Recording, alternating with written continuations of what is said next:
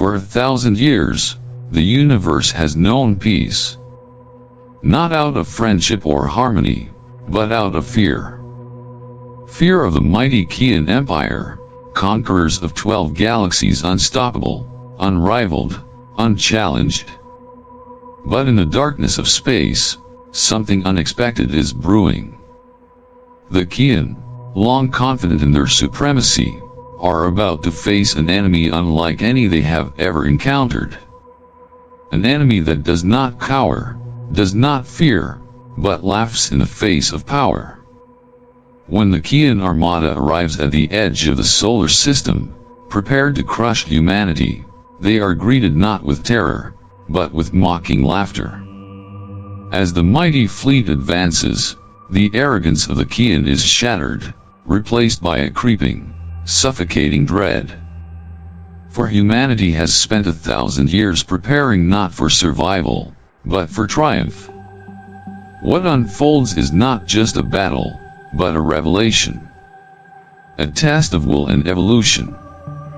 Machines move like phantoms, slipping through solid matter as if the laws of physics no longer apply.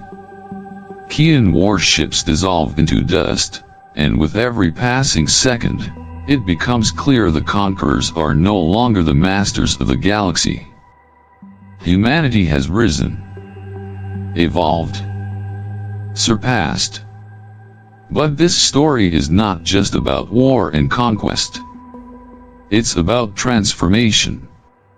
About the fall of arrogance and the rise of understanding. In the end, when all is said and done, a single human stands before the Kian Council, offering not vengeance, but knowledge. A chance to evolve rather than perish. A new path, forged not through fear, but through wisdom. What would you do if you faced the undeniable truth that your entire legacy was built on a lie? Would you change, or would you fight to the bitter end? Stay tuned as we explore this epic saga of pride, power, and the profound awakening of a galactic empire that must choose between stagnation and evolution. Supreme Commander Zorak sits rigidly in his command chair, his four eyes darting over tactical screens. His upper appendages grip the armrests tightly, showing tension despite his imposing presence. Lieutenant Vex approaches, visibly anxious. Lieutenant Vex. Supreme Commander Zorak, the humans are laughing at us. Zorak. Laughing? Lieutenant Vex. Yes, Commander, laughing. Zorak's upper eyes narrow, his jaw tightening. Zorak. Replay the transmission. The main screen flickers to life, revealing Admiral Tessa Monroe, a human woman with short auburn hair and piercing ocean blue eyes. A smirk plays on her lips. Admiral Monroe. Let me get this straight. You, the mighty Kian Empire, are declaring war on humanity, because we refuse to give you exclusive mining rights to an uninhabited rock at the edge of our solar system? Zorak. She mocks us. This insolence cannot go unpunished. Lieutenant Vex. Sir, they are not preparing defenses. They are laughing. Zorak. What madness is this? Science Officer Krell. Are they bluffing? No species would dare mock us, not after we've conquered 12 galaxies. Zorak. Bluffing or not, we will crush them. Prepare the Armada. All warriors to battle stations. Lure. Supreme Commander, our intelligence is limited. The treaty prevented us from observing them directly. We assumed their technological stagnation, but the energy signatures we've detected are abnormal. Zorak. Explain. Lure. During the past 1,000 years, there have been spikes strange, concentrated bursts of energy. At first, we assumed they were merely primitive experiments, but now, I fear we may have miscalculated their progress. Zork. 1,000 years, and they surpassed us? Impossible. We evolved over millennia. No species develops that rapidly. Lure. Perhaps they found unconventional methods. Zork.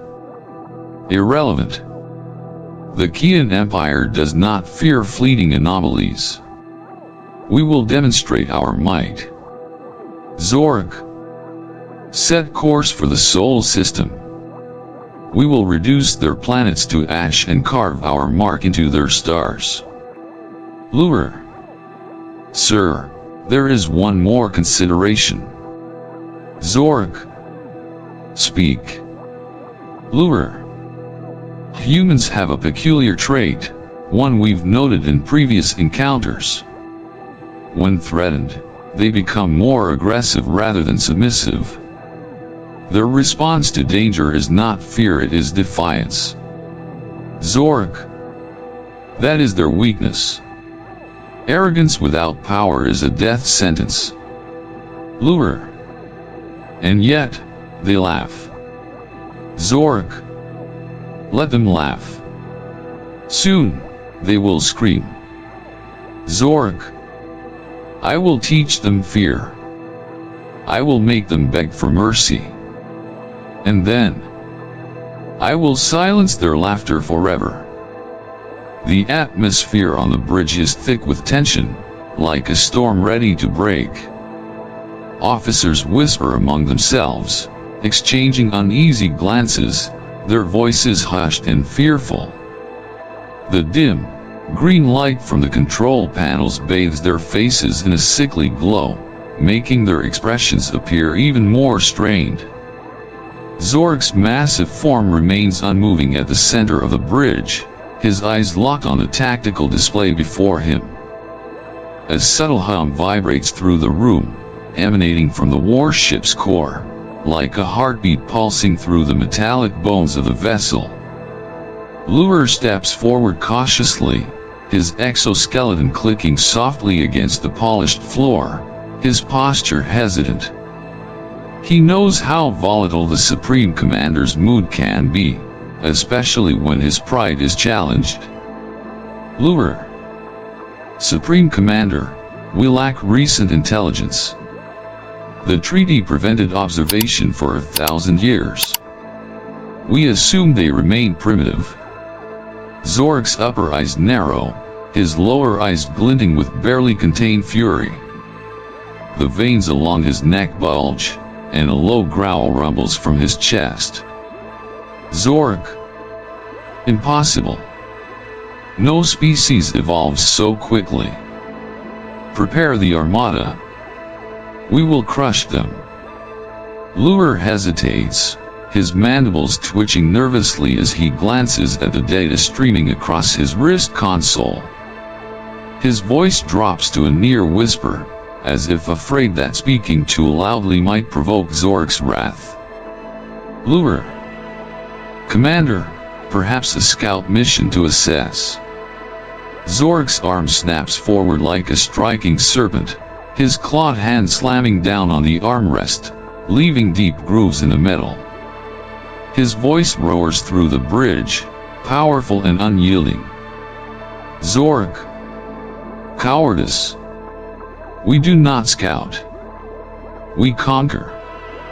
Silence falls like a smothering blanket, and not a single officer dares to breathe too loudly.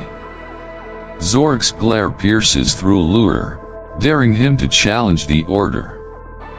Lure quickly bows his head in submission, his exoskeletal plates clicking together. Zork. Deploy the full armada. Let the galaxy witness our might. No mercy. No hesitation. We will remind these humans why the Kian Empire reigns supreme. Lure swallows hard, nodding quickly, and turns to relay the orders. The other officers rushed to their stations, scrambling to carry out the command. On the massive tactical screen, the vast fleet of Kian warships assembles into a lethal formation, their thrusters igniting with a cold, azure flame. A sense of dread seeps into the hearts of the bridge crew, but they know better than to voice their doubts. They have witnessed Zork's wrath before. Those who hesitate do not live to regret it. Zork leans back into his throne-like command chair, his muscles relaxing only slightly. He knows that once the Armada reaches the human system, there will be no retreat, no reconsideration. The very idea of assessing the enemy before the attack gnaws at his pride. It would imply weakness and insult to the legacy of the Kian conquerors. His mind races, but one thought continues to echo: how could they have advanced so far in just 1,000 years? It defies logic, defies reason. The Kian took tens of millennia to achieve their dominance. What secrets had these humans unearthed? Zork's thoughts are interrupted as the fleet reports readiness. The holographic display shows hundreds of warships aligned in a deadly pattern, their weapon systems primed, shields active, and engines humming with restrained fury. Zork. Engage warp drive. Full speed to the Sol system. We will burn their worlds to cinders and carve our dominion into the ruins. The bridge thrums with energy as the fleet surges forward, tearing through space with calculated precision. Zork's eyes remain fixed on the vast void ahead, his mind brooding over the impending clash. He can almost hear the echo of human laughter in his mind, infuriating, haunting. He clenches his fists tighter, fighting the nagging sense of doubt creeping into his thoughts. 1,000 years of preparation, and they are laughing. What do they know? What secret lies within that cursed smirk on the human admiral's face? The feeling gnaws at him, biting deeper with every passing second, but he pushes it down, smothering it with the weight of his resolve. The Kian do not falter. They do not question their destiny. They take what they desire. He forces himself to dismiss the thought that something is wrong, that this war may not be as simple as crushing another insignificant species. Instead, he allows his anger to guide him, sharpening his focus. Zork. They will kneel. They will weep. And I will silence their laughter with fire and steel. The fleet continues its relentless advance, each warship trailing a wake of power through the emptiness. Zork's gaze never wavers from the screen, his heart pounding with anticipation and a hint of something he refuses to name: doubt. Admiral Monroe stands at the center of the command room, her presence commanding yet oddly relaxed. The room itself buzzes with energy, holographic screens displaying tactical readouts, trajectories, and data streams from deep space.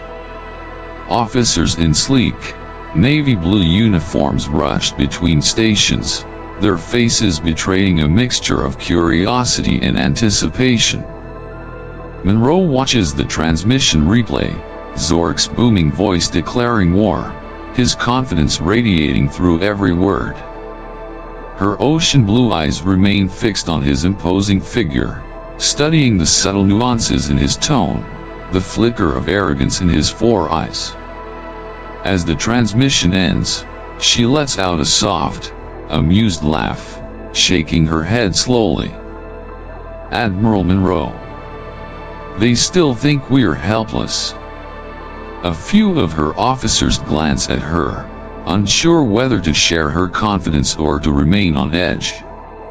Monroe steps closer to the central console, tapping a few keys to enhance the tactical display. The screen fills with data on the Kian Armada, countless ships stretching across vast light years, forming an unbreakable wall of power.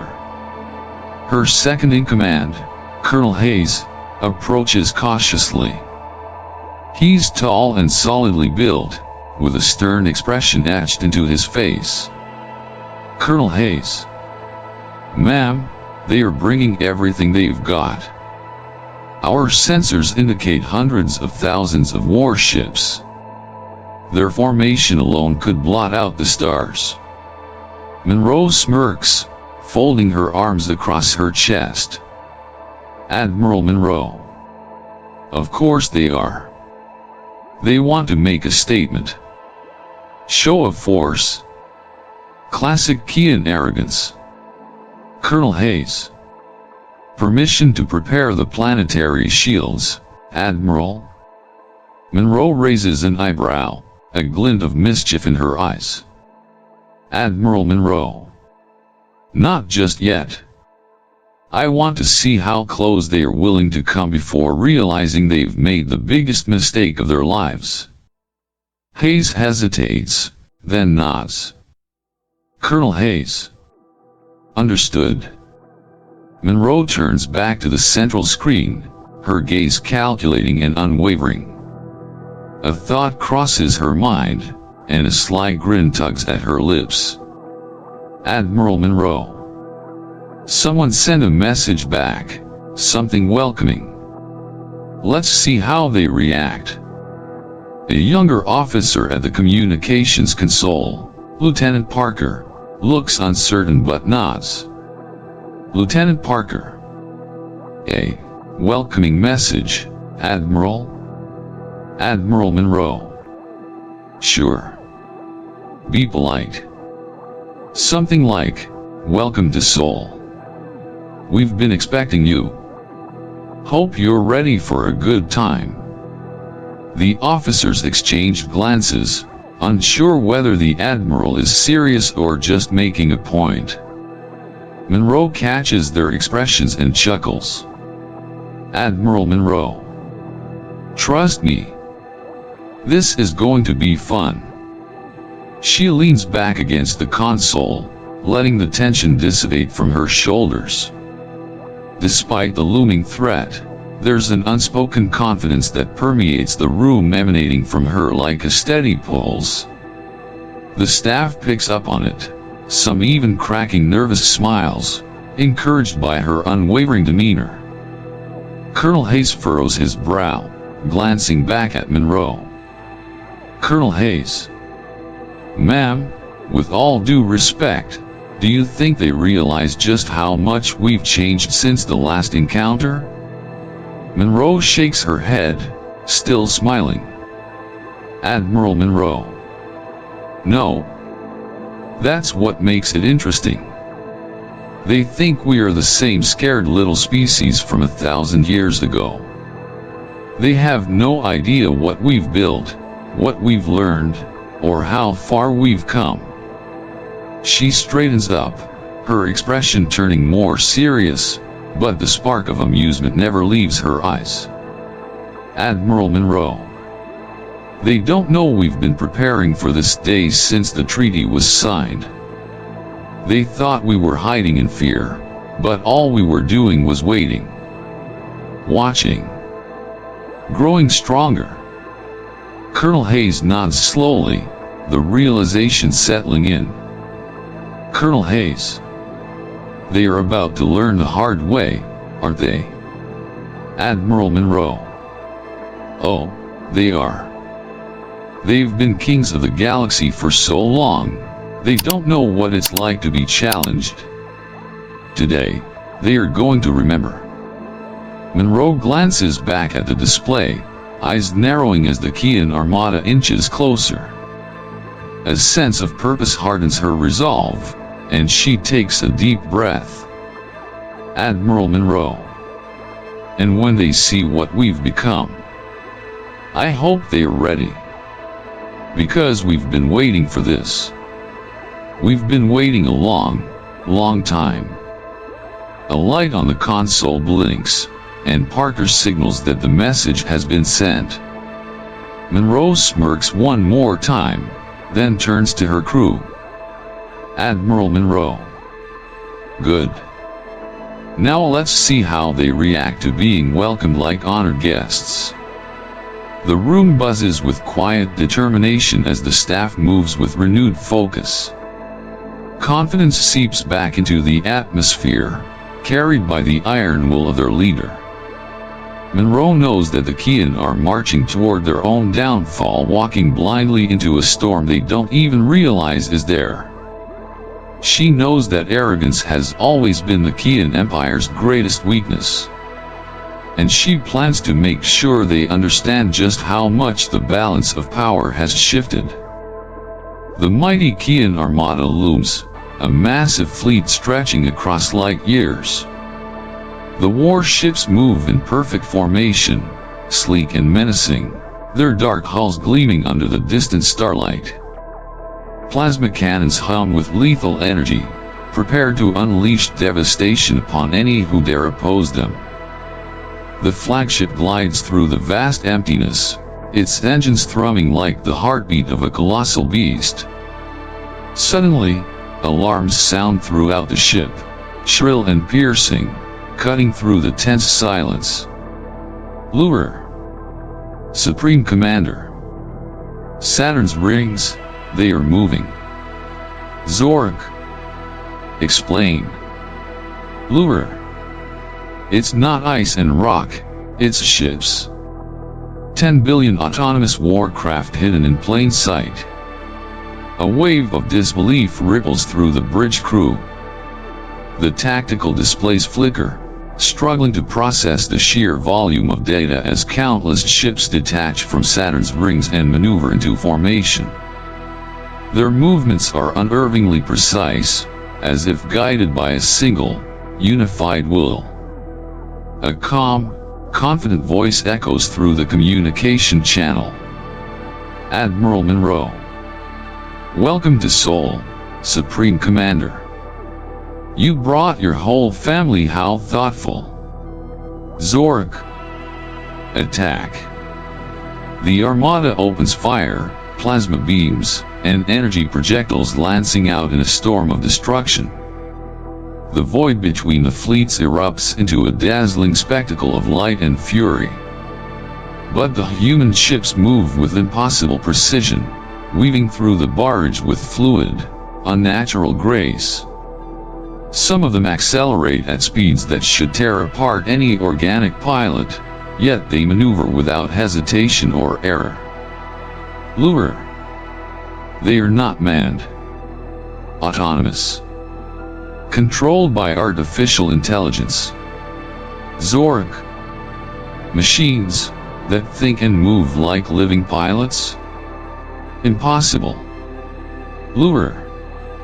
They are evading every shot. Our targeting systems can't keep up. Zorg. Increase fire rate. Overload the cannons if necessary.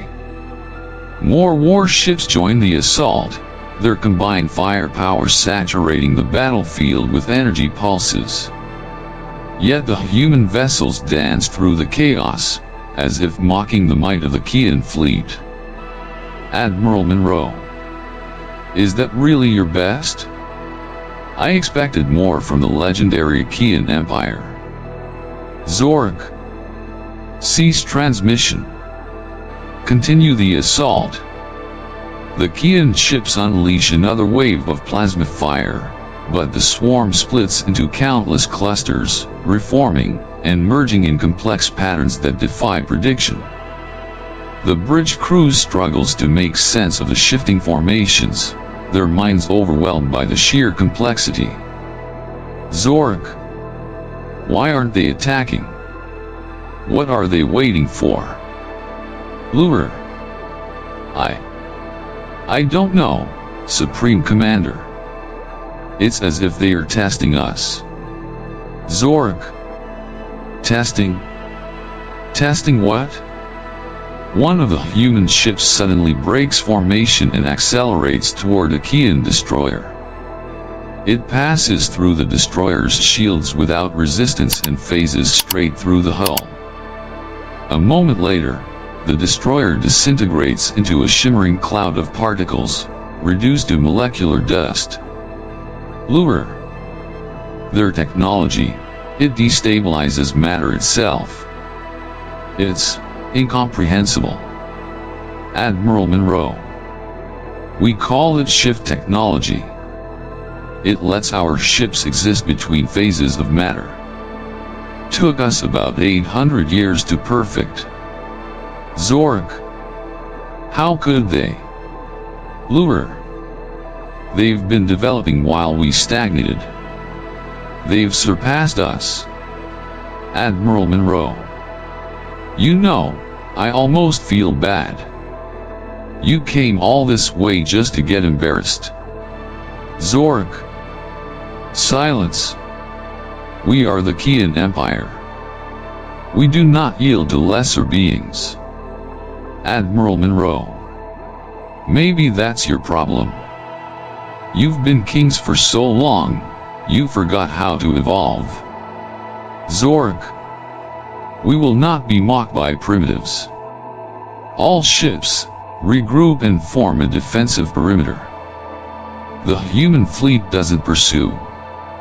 Instead, they reform into a massive sphere around the Kian Armada, maintaining perfect symmetry. It's not an offensive maneuver, it's a display of dominance, a silent message that they have complete control. Lure. They are encircling us, but they are not attacking. Zork. They think they can intimidate us. Let them try. We will strike with full power. Admiral Monroe. You're still not getting it, are you? This isn't a battle. It's a lesson. Zork. A lesson? Admiral Monroe. We didn't spend 1,000 years preparing for your return because we were afraid. We prepared because we knew you'd come back. Arrogance is predictable. Zork. You think you've won already? You underestimate the wrath of the Kian. Admiral Monroe. No, Commander. I just know your kind too well. You conquer because it's all you've ever known.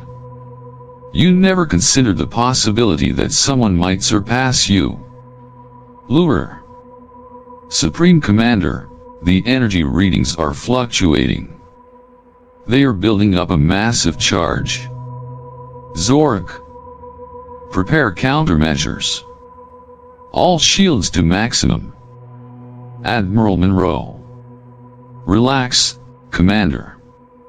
We're not going to wipe you out. We're just reminding you of your place. The human flagship emits a pulse that reverberates through space, a wave of energy that passes harmlessly through the Kian ships.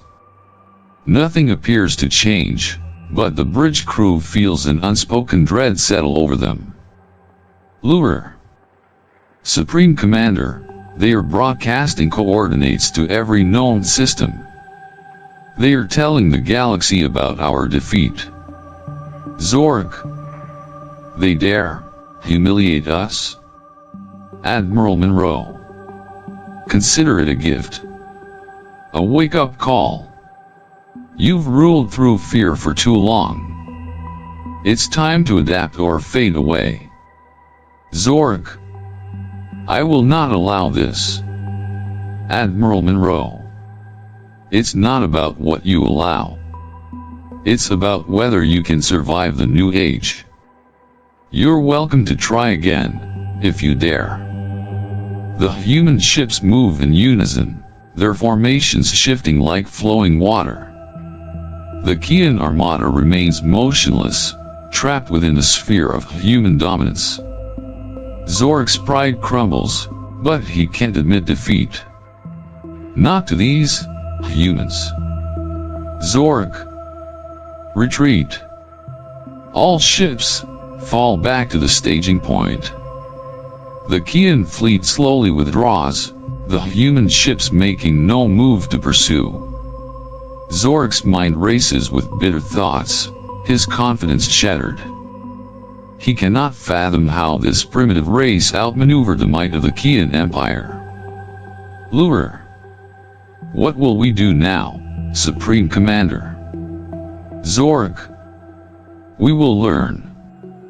We will study their technology, their tactics, and we will return stronger than ever. Admiral Monroe. Good luck with that. You'll need it. Zorak's fists clench, his gaze fixed on the shrinking human fleet. A bitter taste lingers on his tongue, one he has never known before. Defeat. Human ships move like phantoms, sleek, dark vessels that shimmer against the backdrop of Earth's orbit. They twist and turn through space with impossible precision, ignoring the laws of inertia, warping direction in ways the Kian can't predict. One by one, they pass through the Kian warships, not around them, not over them, through them. Where contact is made, there is no explosion, no fire, no debris, only silence, and then collapse. Massive Kian battleships, fortified with layers of hardened alloy, begin to glow at the seams. Within seconds, they dissolve atom by atom into shimmering clouds of golden dust, vanishing into the void like forgotten memories. Lure. Supreme Commander, their ships are unmanned, AI controlled. Zorak's voice catches. His four eyes are locked on the tactical display, watching as entire squadrons of his proud fleet vanished without a trace. Zorak. No. This cannot be. The data on the screen shifts rapidly. Dozens more Kian vessels fall, silently erased from existence. The human ships don't slow, don't communicate, don't even acknowledge their dominance. They are surgical, unfeeling, a swarm of precision and purpose.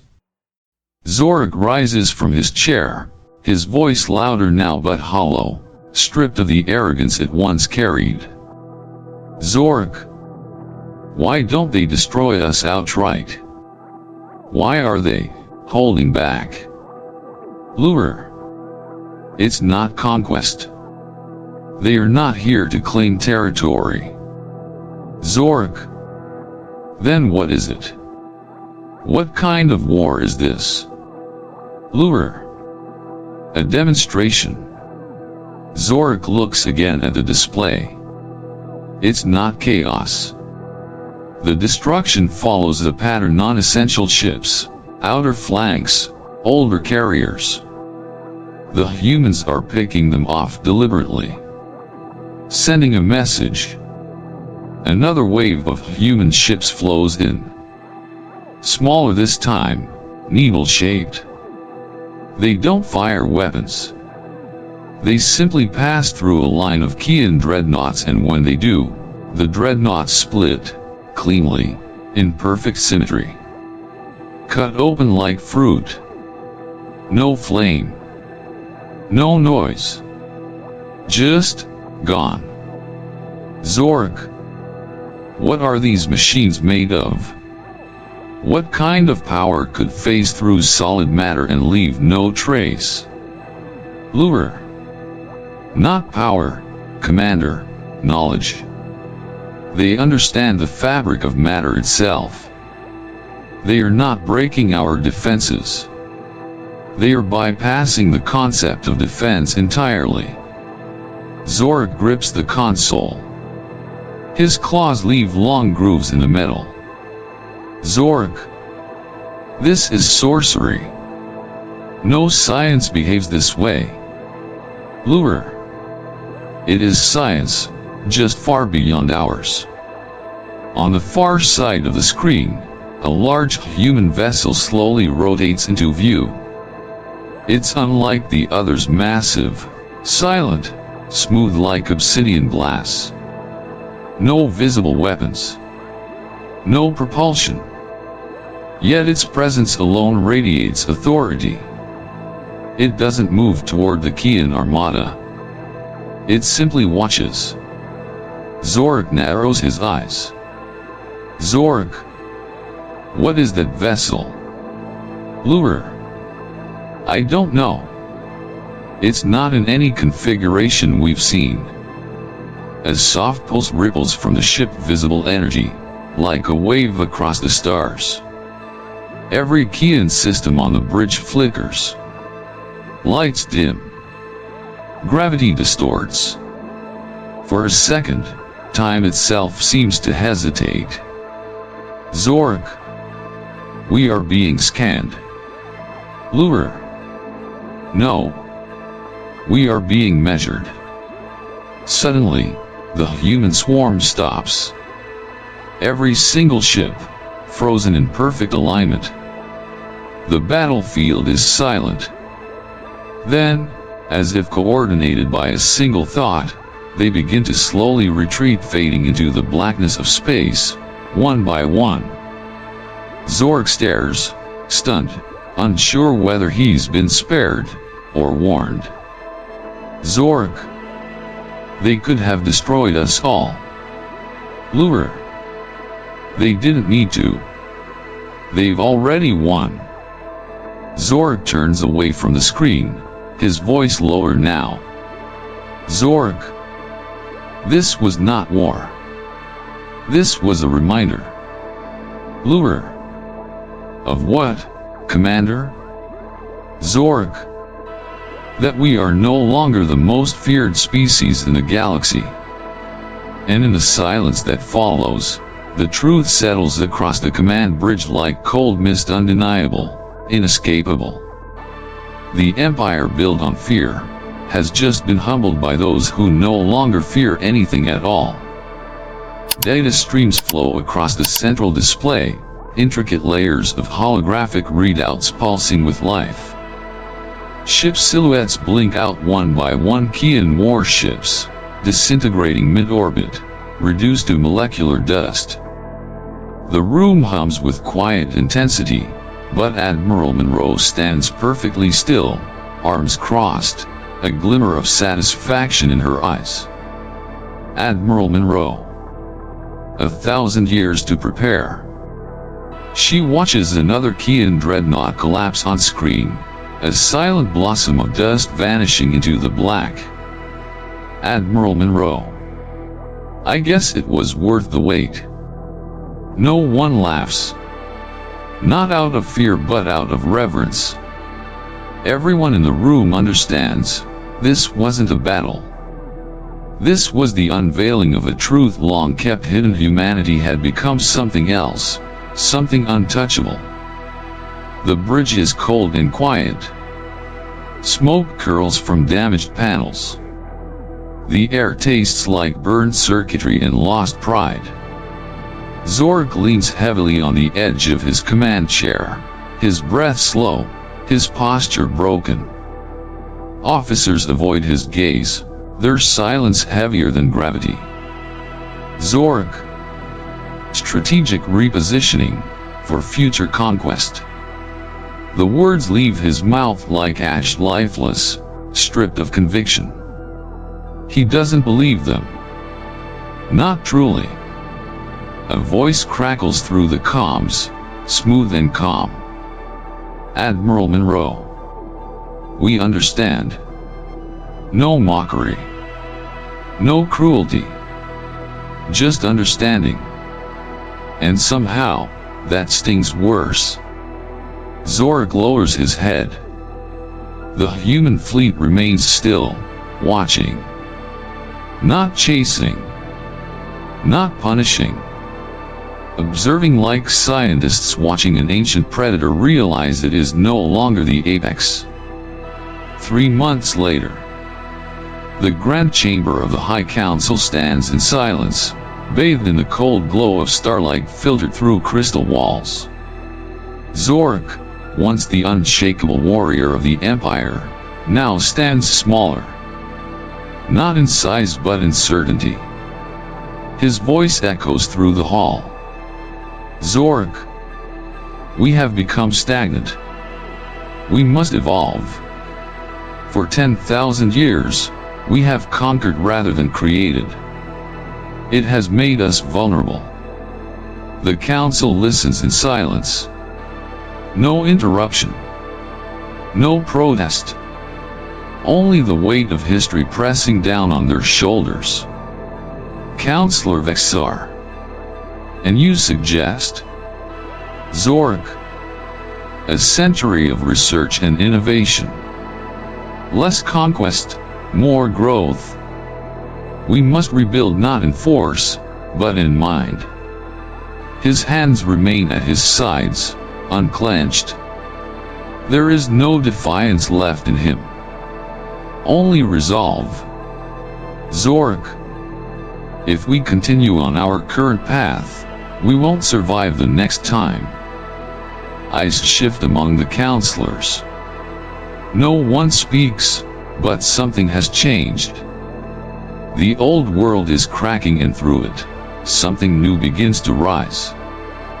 The sky above the Kian capital is overcast, swirling with strange violet clouds as if the planet itself senses the shift in its destiny. The landing platform glows with pale light, casting long shadows across the marble floor of the grand hall. A single human vessel rests at the platform's edge, small, sleek, shaped like a falling star. No guards, no escort. Just one man stepping calmly down the ramp. Dr. Jackson Webb. Tall, lean, dressed not in armor or formal wear, but in a simple dark suit.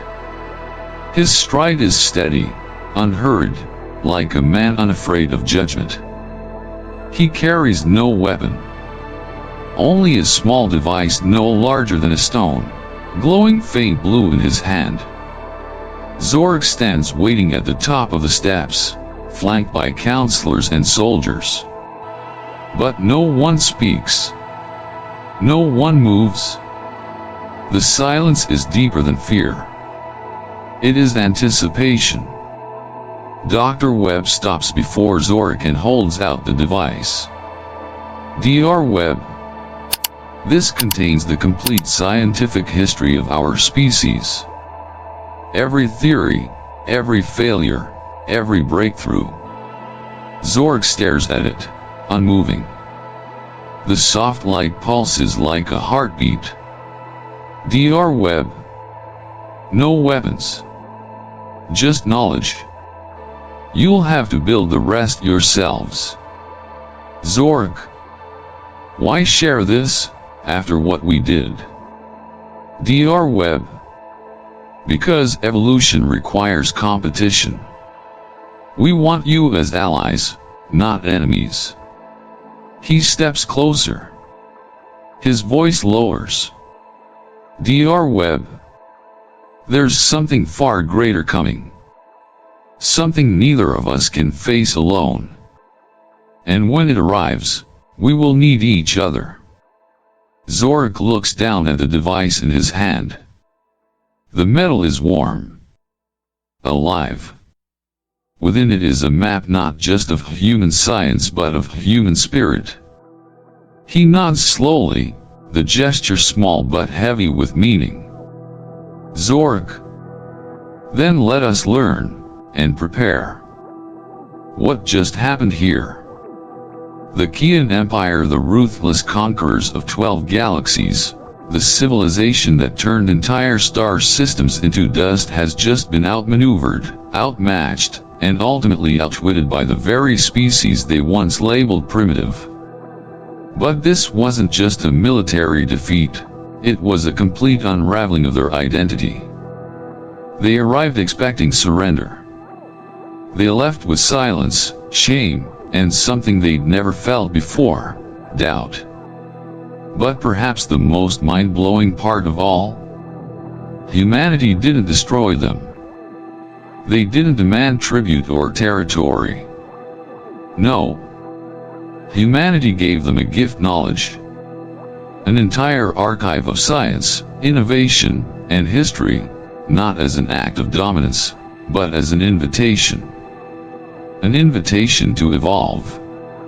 So what does this mean for the future of the galaxy? Is this the dawn of a new alliance, or the calm before a much greater storm? Because let's not forget Admiral Monroe mentioned something terrifying, a presence beyond the edge of known space. Something that bends the laws of reality. Something that watches, and waits. Was this entire battle just a rehearsal for what's coming next? And will the Kian, now humbled, be strong enough to stand beside humanity, or will pride once again blind them? Now we want to hear from you. If you were in Monroe's place, would you have spared them or finished what they started? Is sharing your greatest secrets with your former enemy an act of brilliance, or the beginning of betrayal? Can ancient empires truly change, or is the instinct to conquer simply too deep? Drop your theories, your emotions, and your predictions in the comments below. Let's make this a real conversation, because these stories aren't just fiction, they are a reflection of who we are, and who we might become. And if this left your mind spinning, if you want more cosmic mysteries, galactic awakenings, and stories that stretch the limits of imagination, then subscribe to Alien Chronicles right now. Hit that bell so you never miss the next chapter. Because this was only the beginning. Something is coming. And next time, we might not be the most advanced ones in the room. Until then, stay curious, stay bold, and never stop looking up.